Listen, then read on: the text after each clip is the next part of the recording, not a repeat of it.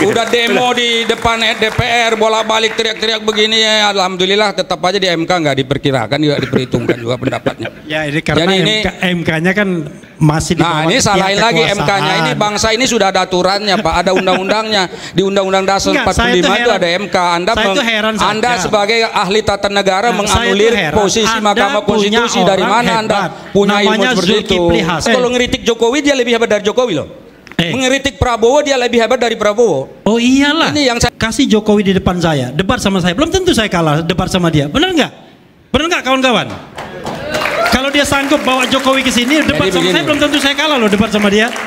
Halo sahabat DC, kali ini saya akan membagikan perdebatan panas antara Refly Harun versus politisi PAN Saleh Daulay saat tampil di Dialog Rakyat Bersuara iNews terbaru bersama host andalannya Aiman Wicaksono.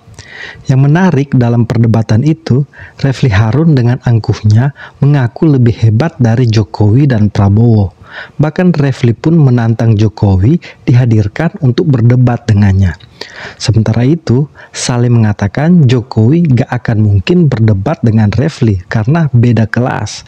Jokowi sudah 2 periode jadi presiden dengan segudang prestasi. Sementara Refly Harun, apa yang sudah dibuat untuk bangsa dan negara ini? Tak perlu berlama-lama, yuk kita simak bersama video berikut ini. Dulu waktu awal-awal reformasi saya pilih PAN itu karena saya berharap dia menjadi partai di garda terdepan reformasi. Jangan lupa ya, reformasi tersebut adalah salah satunya pemberantasan KKN, kolusi, korupsi dan nepotisme. Nah saya menyaksikan PAN hari ini dengan serius ya. Dia tidak lagi di jalur itu, justru dia bagian dari KKN itu sendiri. Paling tidak dia memperkuat. Yang mana yang KKN ini? Anda ini jangan seperti itu. Yang dimaksud KKN itu apa? Korupsi, yang PAN di dalamnya itu KKN apa? Korupsi, kolusi dan yang mana? Yang korupsi yang mana? Nepotisme itu yang mana? Loh Gibran, Anda kan nyalonkan Gibran. Loh ya, jadi ini persoalan Gibran itu bisa dibuka saya lagi pasalnya. Bingung bin ajaib ya. Ini ada ya, seorang ketua umum partai, pernah jadi ketua MPR, pernah jadi menteri, pernah jadi wakil ketua DPR, tapi tidak percaya diri menghadapi anak kecil. Kok bisa gitu loh?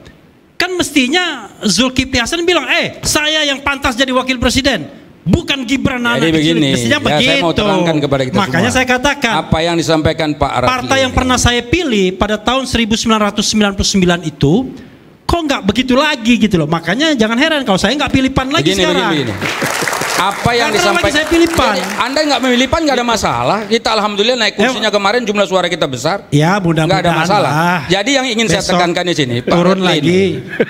Pak Refly ini kan kasih PAN tadi itu kan soal cuma nomor 2 aja dari partai terendah kan. Sebentar, kan saya mau kasih tahu. Lebih gede dari Demokrat doang. Saya mau kasih tahu nomor 1 bahwa sampai nomor tadi 6 soal kan partai penunjukan lain, bukan Gibran partai dan seterusnya. Itu artinya partai itu juga tidak laku lagi sudah mulai tidak laku. Ya kan? Yang tidak laku itu sebetulnya bisa jadi pendapat yang laku itu laku mani. Refly Harun itu kalau udah bicara nggak pernah dengar orang. Jadi begini, saya mau tegaskan bahwa soal pemilihan penetapan Gibran sebagai cawapres dari kubunya 02 itu tidak serta-merta itu adalah saran masukan dari Partai Amanat Nasional saja. Dan ini penting diingat tuh. PAN menyarankan ya. Sebentar. Wah luar biasa PAN menyarankan Gibran. Berarti Zulkifli Hasan bukan hanya serta-merta keputusan dari PAN itu yang saya jelaskan, bukan menyarankan. Tapi menyarankan juga. Tapi kan di sana ada koalisi partai-partai. Dan itu keputusan untuk menetapkan Gibran itu bukan seperti tadi yang dituduhkan karena ada presiden, anaknya presiden, bukan itu. Ada beberapa yang mungkin Pak Refly itu tidak melihat secara jelas. Apa menurut Anda kelebihan Gibran sehingga Zulkifli Hasan takut bersaing? Ada banyak hal, tapi tidak usah saya sebutkan satu persatu. Dan ingat, Pak Refly ya, coba searching jejak digital saya. Sehari sebelum penetapan Gibran sebagai cawapres, kami tetap masih mendukung Erick Thohir sebagai cawapres yang diusung oleh PAN. Coba dicek. Keren. Ini enggak apa-apa.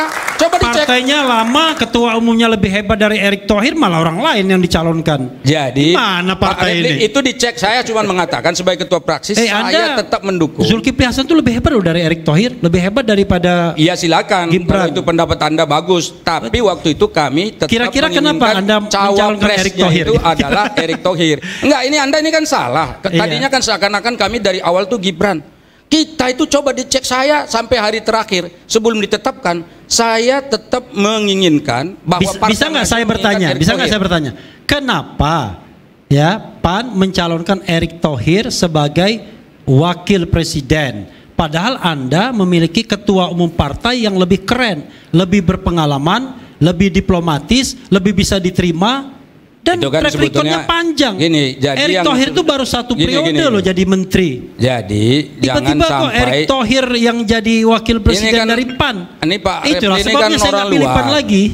Pak Repli ini kan orang luar, menilainya dari luar, ya kan. Kami di dalam ini punya perhitungan-perhitungan. Ada banyak perhitungan di mana menurut kita, ya kalau di hasil survei misalnya, kemudian tingkat elektabilitasnya, kemudian tingkat dia mobilitasnya, kemudian keterpilihan dan seterusnya. Ini yang kita jadikan dasar, itu satu. Yang kedua, Erick Thohir ini bagi kita adalah teman, karena sering sekali ikut. Kira-kira kalau dia tidak jadi menteri BUMN, jadi wakil presiden nggak? Ini belum selesai saya jawab, udah dipotong aja nih. Bagaimana jadi demokrat kayak gini nih? Tepuk tangan dulu ini Repli Harun ini. Udah demo di depan DPR, bolak-balik teriak-teriak begini ya. Alhamdulillah tetap aja di MK nggak diperkirakan juga, diperhitungkan juga pendapatnya. Ya ini karena MK-nya kan masih di bawah. Nah ini salahin lagi MK-nya, ini bangsa ini sudah ada aturannya Pak, ada undang-undangnya. Di Undang-Undang Dasar 45 itu ada MK. Anda sebagai ahli tata negara menganulir posisi Mahkamah Konstitusi. Dari mana Anda punya ilmu seperti itu? Tepuk tangan dulu ini Repli Harun. Jadi menteri, wakil ketua DPR, jabatannya lama, track recordnya panjang, bisa mengalahkan Amin Rais dan lain sebagainya.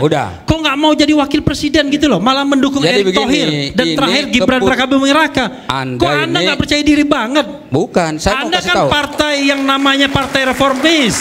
Saya pilih PAN loh pada tahun 1999 dan sekarang saya menyesal lihat PAN seperti ini kan. Partai yang menurut saya, aduh, kalau tidak pragmatis begini udah hilang nih partai, saya kira gitu. Oke Pak Rabi, kita berikan kesempatan, silakan. Udah. Enggak, Anda silakan dulu menghina-hina, nggak apa-apa. Enggak, ini orang, iya kan? Masa ini kadang-kadang dia kalau ngeritik Jokowi dia lebih hebat dari Jokowi loh.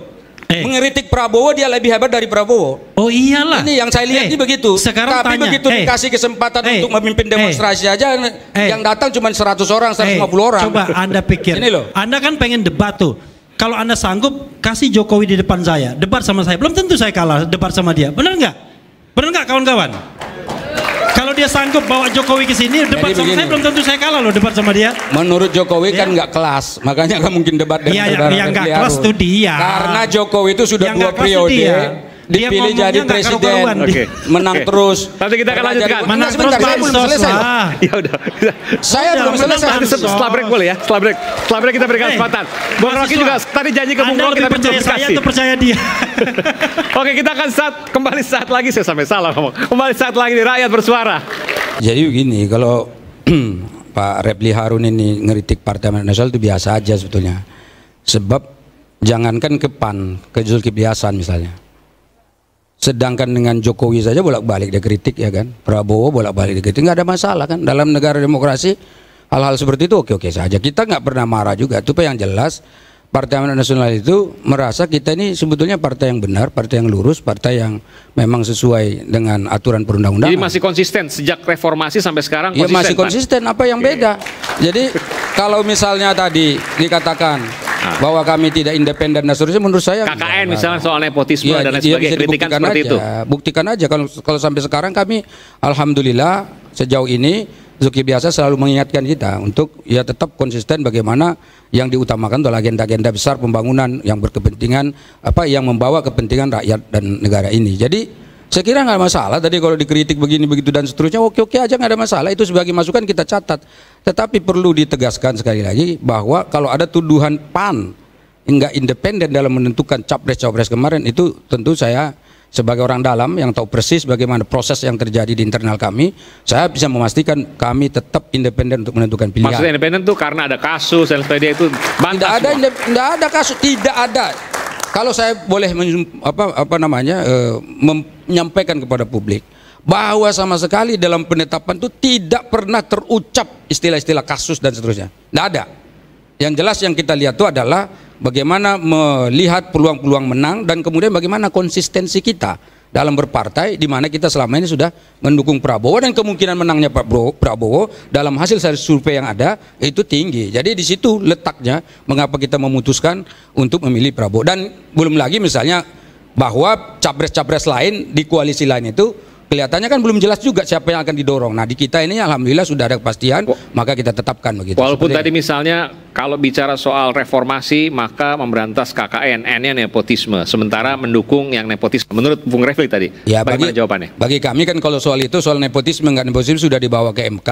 Walaupun ada putusan-putusan di MK, putusan 90 dan macam-macam yang di MK itu ya itu bagian daripada sejarah politik nasional kita. Dan itu ada landasan hukumnya dan sudah diuji lagi di Mahkamah Konstitusi. Kemarin waktu perselisihan hasil pemilihan umum juga sudah dibawa lagi ini, lalu hasilnya semua orang sudah tahu bahwa Mahkamah Konstitusi mengatakan tidak ada masalah di sana. Jadi kalau nggak ada masalah sudah legitimate bahwa itu sesuai dengan aturan perundang-undangan yang ada. Lalu kalau ada masalah itu, etika kan ada masalah tetap ya. Ya itu kan sudah di MK, tapi persoalan bahwa dia sah atau tidak sah menjadi cawapres sudah diputuskan bahwa itu sah gitu. Nah lalu kalau misalnya sudah diputus gitu mau digoreng-goreng lagi bolak-balik ke situ ya nggak akan selesai. Kita sedang menatap ke depan seperti apa yang kita lakukan sehingga dengan demikian Pak Prabowo bisa menuntaskan dan menyempurnakan apa yang sudah diraih oleh Presiden Jokowi selama ini.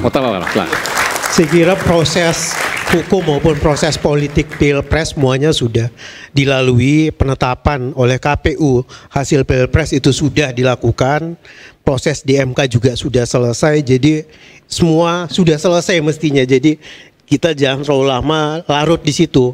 Ini kalau kita larut di situ juga yang kita tidak sadar yang kita lakukan proses toksifikasi sebenarnya. Kita harus move on. Jadi maksudnya yang toksik itu yang kita harus masalahkan masa lalu. Bu Refli ini masalahkan masa lalu. Bang Gis masa lalu. Ya Pilpres sudah selesai. Itu toksik gitu kan? Presiden sudah ada, presiden terpilih, wakil presiden terpilih. Kita konsen saat ini untuk ke depan pemerintahan ke depan 2024-2029 Indonesia seperti apa? Bagaimana Pak Prabowo mewujudkan apa yang menjadi janji-janji politiknya? Nah, bagaimana menurut kalian mendukung Refli Harun atau Saleh Daulay? Yuk komen di kolom komentar. Sampai jumpa.